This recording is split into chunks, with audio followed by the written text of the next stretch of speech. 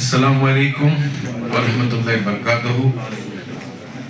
आज हम सब जानते हैं कि यूसीसी के पहलू पे बात करने के लिए हम सबको यहाँ पर बुलाया गया है। अल्हम्दुलिल्लाह एडवोकेट इकबाल साहब, एडवोकेट गुलाब खान साहब और अभी ताहिर हकीम साहब और ये हमारे आकिल सईद साहब बाकी ये भी कानूनी पहलू पे बहुत अच्छे तरीके से बात करेंगे। दोस्तों, बहुत ही ऐसा वक्त कि जो आज़ादी के 75 साल में इतना मुश्किल वक्त हमारे हिंदुस्तान पर नहीं आया। हमारे यहाँ तो आया ही आया, लेकिन पूरी दुनिया में आज जितनी भी सड़कें हैं वो ईमान वालों के खून से रंगी पड़ी है। दुनिया में किसी भी खित्ते में कहीं से भी कोई अच्छी खबर नहीं आती है। अल्लाह की मसलियत है, दौर भी आखिरी है, आजमाइश भी है, और ईमान वाले को तो दुनिया में भेजा ही जो गया है वो आजमाइशों के लिए, और हमारी तो हर बड़ी परीक्षा होनी है।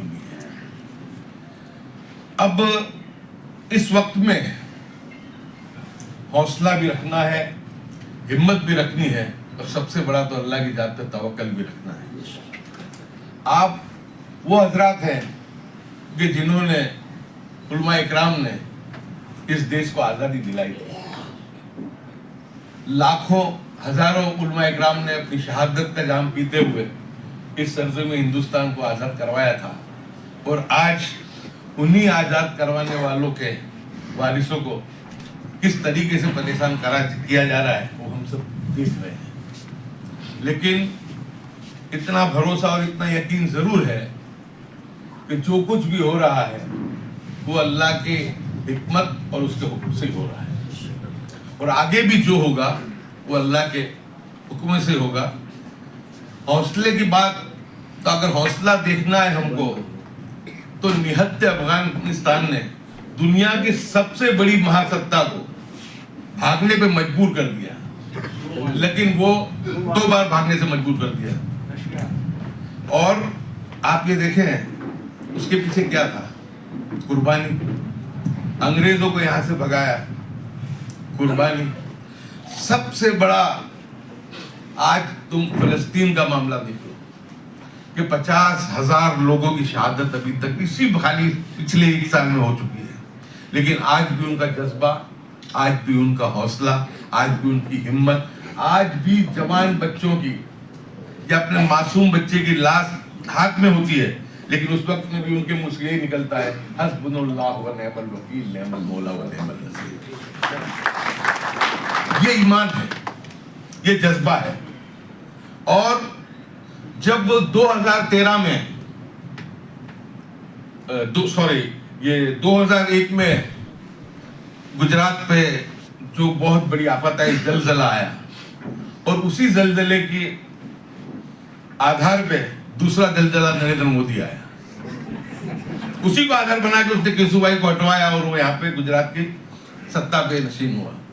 जब 2013 में इसको प्राइम मिनिस्टर कैंडिडेट डिक्लेयर किया गया, तो अल्लाह गवाह है, सिर्फ इसको प्राइम मिनिस्टर कैंडिडेट डिक्लेयर किया था गोवा में, मैं 2-3 रात तक मैं सो नहीं पाया था। उस वक्त ये दिख रहा था कि आने वाला दौर जो गुजरात का है तो हिंदुस्तान का क्या दौर होगा। लेकिन ऐसा लगता था कि शायद वो दौर हमें नहीं, शायद हमारी औलादों को देखने मिलेगा। लेकिन सिर्फ 2014 से लेकर 2024-25 तक वो हालात हमने देख लिए कि जिसकी हमने उम्मीद भी नहीं की थी और तवक्को भी नहीं की थी। लेकिन आखिर तो फैसला अल्लाह का ही है।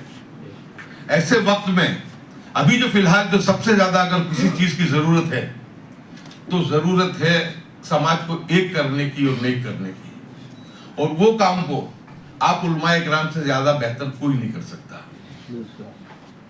हमको हमारे मस्जिदों के मिंबर का इस्तेमाल अब समाज की जन जागृति के लिए इस्तेमाल करना पड़ेगा। जुमा के खुतबों में समाज के अवेयरनेस के लिए और मौजूदा हालात पे हमको बात रखनी पड़ेगी।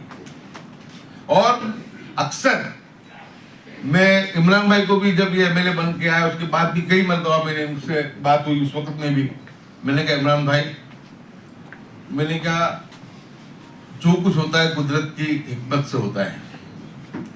15 साल में अल्हम्दुलिल्लाह अल्लाह ने मेरी हिफाजत की, मेरा कुछ नहीं बिगड़ा, लेकिन मेरी तकदीर में और मेरे नसीब में लिखा होगा वो होकर क्या रहेगा।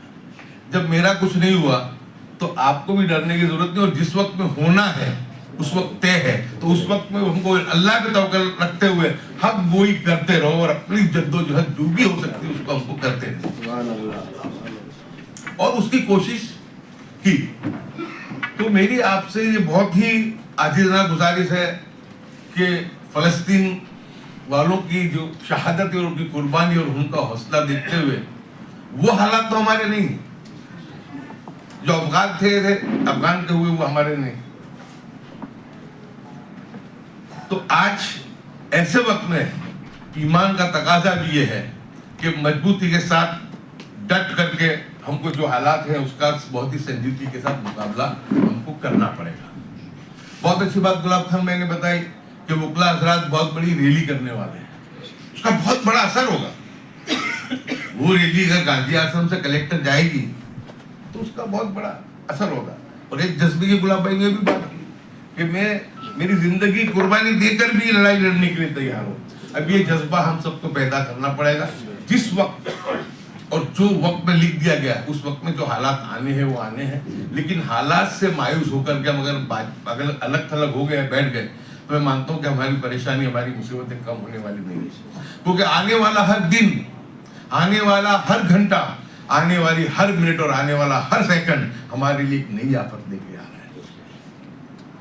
उसका रास्ता बस अल्लाह से यही दुआ करते हैं कि अल्लाह तबारक व तआला की अगर हिकमत है और उसका हुक्म है, सिर्फ बात तो इतनी है कि अल्लाह ताला कहीं हमारे गुनाहों के अमाल के जरिए तो उसकी वजह से तो हम पे हालात नहीं डाल रहे, तो इस्तग़फ़ार भी हम करते रहे। और अगर अल्लाह की हिकमत है और अल्लाह ने जो तय किया है, क्योंकि जो पेशन गोई हमने सुनी है ज्यादा तो आप लोग ही जानते हैं, तो जो हमने समझा है कि आखिरी दौर में क्या क्या होने वाला है, वो आखिरी दौर का सब कुछ अब होने लगा है। चारों तरफ से घेरा जा रहा है, जीत आखिर में हक की ही होगी, परचम हमारा ही होगा, लेकिन उसके पीछे बहुत कुर्बानी और बहुत ही परेशानियां भी। लेकिन अल्लाह से तबारक तआला से दुआ करते हैं कि अल्लाह की जो हिकमत है वो अल्लाह खैरुल माकिरीन वो बेहतर जानता है। बस अल्लाह ताला की जो मनसा है, अल्लाह से दुआ करें कि अल्लाह तबारक तआला हमारे कमजोर कदमों को उस पर जमा दे। और इस वक्त में जो हालात है, अब देखो बहुत साजिशों का दौर है। मैं अक्सर कहता हूँ कि साजिशें जो है जमीन पे बनती है, साजिशें जमीन पे बनती है, लेकिन फैसले आसमान से होते हैं, और इंशाल्लाह फैसला वही होगा जो मेरे रब का हुक्म है। तो हम पूरी हौसला रखते हुए, हिम्मत रखते हुए इन हालात का मुकाबला करें, इसका सामना करें, और आंदोलन की तैयारी जो हमको करनी है वो करें। अभी भी एक जुमा आना बाकी है 14 से पहले, तो हमारी फिर गुजारिश है कि अल्हम्दुलिल्लाह जो रमजान मुबारक थे उसका बहुत अच्छा फायदा हमारे इकबाल भाई शेख साहब ने, हमारे गुलाब खान भाई ने, और बहुत से दूसरे हजरात हैं, वासिफ भाई वगैरह, बहुत अच्छा फायदा रमजान का हम लोगों ने उठा करके समाज की बात को उन लोगों ने मस्जिद जाकर के बात को पहुंचाया। तो अब सिर्फ एक जुमा है, उस जुमा पे भी इस पे बात हो कि बाकी के दिनों में जो मुस्लिम पर्सनल कोड का जो कोड दिया गया है उसके ऊपर हम जो हमारा है वो दर्ज कराए। क्योंकि देखो ये मुस्लिम पर्सनल कोड ने जो छोटे मोटे कार्य बहुत वहां पर भी पसमपस के एक तरफ से अदीब साहब जैसे लोग, समाज के लोग दबाव भी बना रहे थे कि भाई अब कब तक इस जुल्म को हम बर्दाश्त करेंगे। मुस्लिम पर्सनल बोर्ड, जमीयत उलमा हिंद और खास करके अरशद बदनी साहब बहुत परेशान थे कि फैसला ले तो क्या ले, आवाम को अगर रोड पे लाते हैं तो वो भी मालूम है कि रोड पे लाने के बाद बदमाशी क्या होगी, वो भी फिक्र थी। लेकिन फिर एक सत्य हुआ कि हिकमत के साथ, समझदारी के साथ कुछ ना कुछ तो करना ही पड़ेगा। जंतर मंतर पे हुआ, पटना में हुआ, आंध्र में हुआ आंदोलन, पूरी काली पट्टी बांध के पूरे हिंदुस्तान में किया गया। उसका असर इतना तो हुआ ही कि जो 40 अमेंडमेंट थे, सुधारे जो थे, उसकी जगह उन्होंने 26 को निकाल के सिर्फ 14 पे रखा। तो आज ये आंदोलन होगा, उसका जरूर असर पड़ेगा। जो होना है वो सरकारें हैं, बहुमती है, तय करके बैठे हैं, लेकिन हमको हमारे हौसले को पस्त नहीं करना है। हमारी जितना इख्तियार में है इतनी कोशिश, इतनी मेहनत हमको करनी है, बाकी फैसला तो रब्बुल इज्जत का होगा। लेकिन जो हालात है उससे मुंह में नहीं फेर सकते। तो मैं खास करके हमारे उलमाए हजरात से मैं गुजारिश करूंगा कि जब हमने गोरों से इस देश को आजाद कराया था, गोरे अंग्रेजों से, अब ये काले अंग्रेजों से भी फिर से एक मरतबा आजाद कराने का जो जिम्मा है वो हम सबका ही है, और वो उलमाए किराम के बगैर आ नहीं सकता है। तो आप सभी लोग हिम्मत करते हुए, क्योंकि अगर हिम्मत नहीं रखते और हालात का मुकाबला नहीं करते तो उससे हालात बदलने वाले नहीं है। इसलिए हालात का मुकाबला भी करना पड़ेगा। जो भी हमारी तंजीम गुजरात मुस्लिम हितरक्षक समिति है, मुस्लिम पर्सनल लॉ बोर्ड भी इसके लिए आगे और दीगर कार्यक्रम देने वाला है, उन कार्यक्रमों का अमल हम करें, और जो मैसेज यहाँ से आए उन बातों को मस्जिद के मिंबर से भी करना जरूरी है।